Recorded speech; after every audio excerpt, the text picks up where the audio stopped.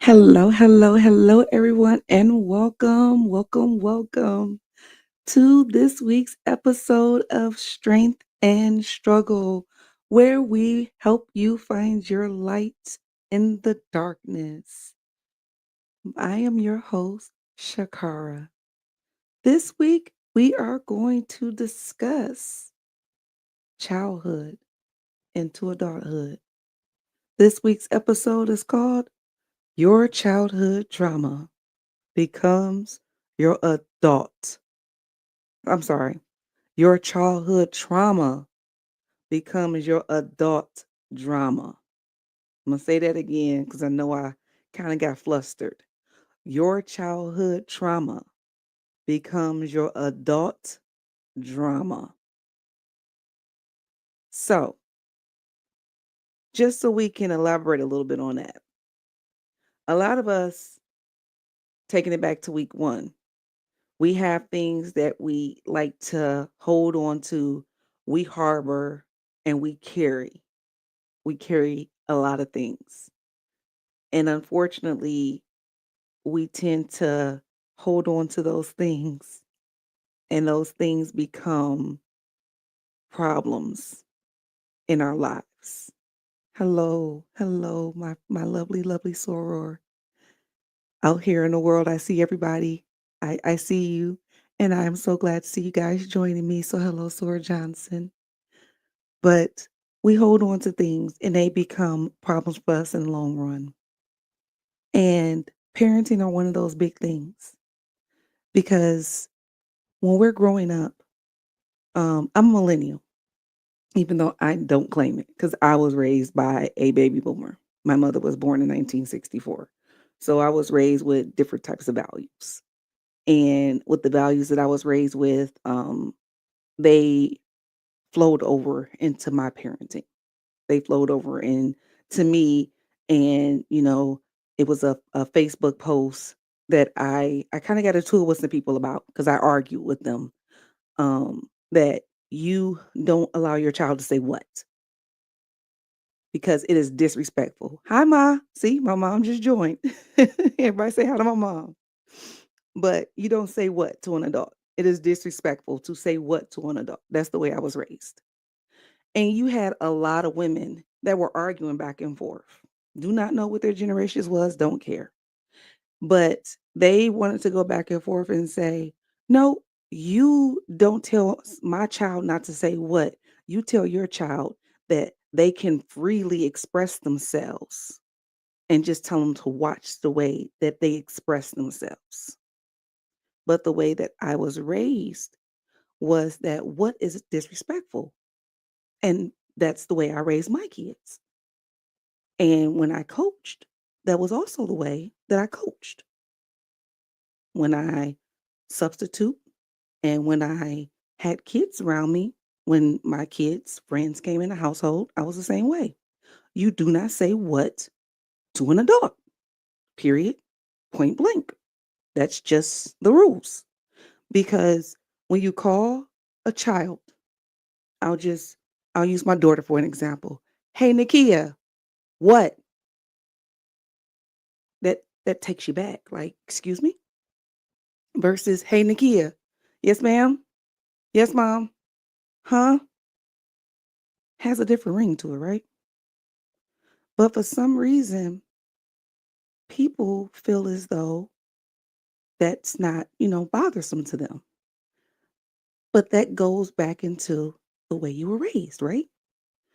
So again, the way you were brought up, your upbringing is different. Got it. It was another video. And I told people today on social media, I said, you know what? Thank y'all. Y'all changed the whole trajectory of my podcast tonight, because social media will definitely change a lot of things for you. And a lot of you probably saw this video. It was a mom, and she went to this dad's house, and she gave the knife hand to this man. She had to be at least about 5'4". And this man was standing about a good 5'11" over her, right? And she's giving the knife hand to this man. She said, Did you put your hands on my son? And he said, yes, I did. Why would you do that? And he said, your son was in the bed with my daughter, and I told them already not to be in the room, that if they were going to be here together, to stay in the front room on the couch and watch TV. They were not allowed to be in the room together. They couldn't follow my rules, so I grabbed them up and I put them out the room. They know the rules. Now, I am on the side of the dad, because at the end of the day, A, that is his household. B, he already told you the rules. C, that could have went a whole different type of way. D, that's a grown man, because that is a teenage boy and testosterone is high. Now, the way that the argument went is that there were a lot of people that said, and this was women, this was grown women, you don't put your hands on my son. You don't put your hands on my son. I would have came over there, I would have did the same thing. I would have did this, I would have did that. So let's take it back to the childhood trauma becoming adult drama. We have to stop thinking that this is the old days. Okay? Because we as women continue to coddle our boys. If you told your child, no, you are not allowed to have company in the room, and your child had company in the room, what are you going to do?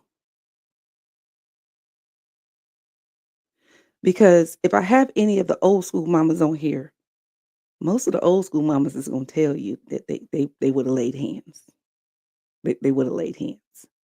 But it's okay for the mamas to lay hands, right? But because it was a man that laid hands, and mind you, he didn't punch this young man. He didn't actually hit this young man. He didn't use any type of weapon on this young man.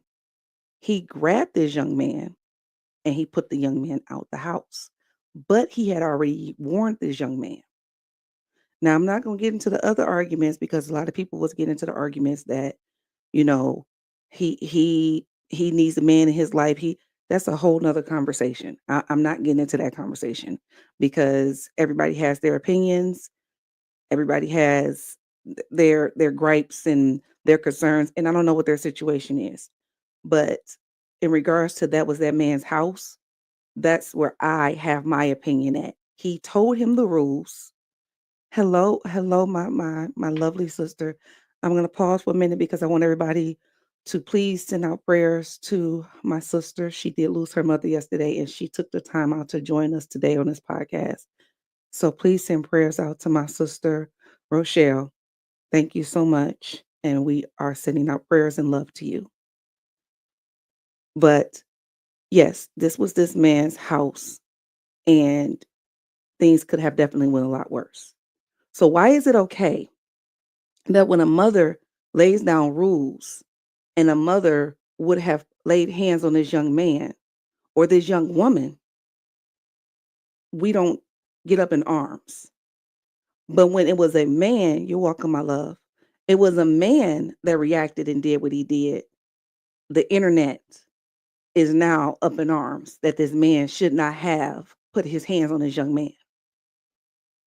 Because what would have happened with this mother going to this household, and the mother is now putting her hands in this grown man's face and upset because now your son was in the wrong, and now you're at this man's property acting a fool. What would have happened then? You were wrong. We have to do better, and we have to stop coddling bad behavior, because now you have told your son it's okay to violate somebody's rules in their household. So now he's going to violate your rules in your household, go to somebody else's household, violate their rules, go to school, break the rules because he know that my mom is gonna always back me on breaking the rules. My mama said it's okay, so I'm gonna break the rules. My mom got my back, so I'm gonna break the rules. Because nowhere in this whole video did she ever correct her son. Nowhere in this video did she ever say, I apologize that my son disrespected your household. She just said, you don't put your hands on my son. That's what she was stuck on. So let's get back on track. I'm in the process of writing my book. And as I'm going through my book, more things are coming out. And as things come out, it's healing, it's revealing, but it's also traumatic because you know how you kind of bury things and you never really want to go back to those things. And then when you think that you are over something and you start talking about something totally different, you start to remember things that you thought were not there anymore. And it brings back up that trauma. And that light bulb comes back on. And you're like, wait a minute. That's why I do the things that I do. That's why I don't trust the way I don't trust. That is why I am so angry the way I'm angry. That is why I don't love the way I don't love. So, in talking about my childhood trauma, I speak about my father. And a lot of us with our childhood trauma, we deal with things where we bury our anger because you're mad about something so small as you didn't deal with, let's say, a toy. Let's just say a toy. You never got a toy that you wanted. Okay. Let's something so stupid and minute as a toy. And this toy broke your heart because you never got this toy. And you held this resentment towards your parents because they never got this toy for you, and your siblings got everything they ever wanted, but you never got the toy you wanted. And you always held on to this resentment because you watched over the years while they got toy after toy and gift after gift. And even though you got other things, you still never got that toy. Now, I'm just using this as an example. And you got older and you still never got this toy. You got other things, but you still didn't get the toy that you wanted. Now you're an adult. You're still holding on resentment and you still feel anger towards your parents. You still feel anger towards your siblings and you don't even realize it. You don't realize that even though you are now a full grown adult, you have now moved on with your life. You have gotten married. You have children. You have a career. You are now you're now established. You still have resentment over a toy because it was something in your life from that trauma that you dealt with as a child that you never got to process. And now you're an adult sitting here and you're trying to fulfill that trauma. So now you're overcompensating with your children and you're buying your children everything that you wanted. And you're trying to fulfill everything that you wanted. Your kids didn't want all this stuff. Your kids didn't need all this stuff, but because you're trying to overcompensate because you didn't get what you wanted as a child, now you're trying to fulfill your needs through them. The trauma that you had from when you were a baby, when you were a toddler, when you were that little adolescent, you are now feeding it to your kids, but you're missing the mark. And the way that you're missing the mark is because now, remember, your kids is a different person. Your kids have different personalities. Your kids have different needs. Your kids have different wants. Take it from somebody that got four of them.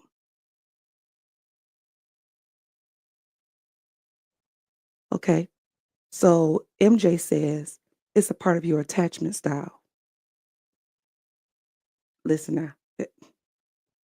Can you elaborate a little bit more on that? Because what I take from what she is saying, because again, let me put my disclaimer out there. I am not a therapist. I am speaking from my experiences, but I am not a therapist. What I'm taking from what she's saying is that I've attached to my needs and my wants. So this is how I see she is a counselor, but this is how I is to me it's like my love language. This is how I can relate to them, basically, how I can understand them, how I can make myself feel better. Is that about right?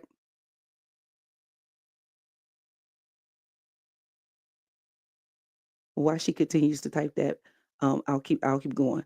But but take it from somebody. I have four kids and they are four different personalities. And I was too busy trying to accommodate my needs and my wants through my kids that I missed the mark on a kid who was dealing with anxiety, a kid who was dealing with feeling abandoned, a kid who was feeling that he was alone, a kid who felt that she wasn't seen because I was too busy buying and giving. She said it's based on how you were nurtured as a child and how you are attached to your caretaker as a parent. Absolutely. Absolutely. And that's something I'm still processing right now to this day. And my kids are now adults. And I'm now understanding that as a parent. As a parent. And I can't say I'm not gonna sit here. I fought myself for it, but I'm not gonna sit here and say that I'm beating myself up for it because again, back to episode one, parenting is something that is on the job training. It does not come with the manual. It doesn't. My mom is about to be 60 and she's still learning. I'm 40. I'm still learning. We all are still learning. I None of us have all the answers. I promise y'all. So Dr. MJ says that there is a attachment style quiz. I recommend we all Google it. I'm going to Google it. I'm actually going to give y'all a homework assignment because I'm gonna do it myself, and I'm going to post it up on my blog on YouTube and tell y'all what my results was. Because I'm curious to know myself what my results are. And yes, Sunshine says she's still trying to learn it herself. But listen.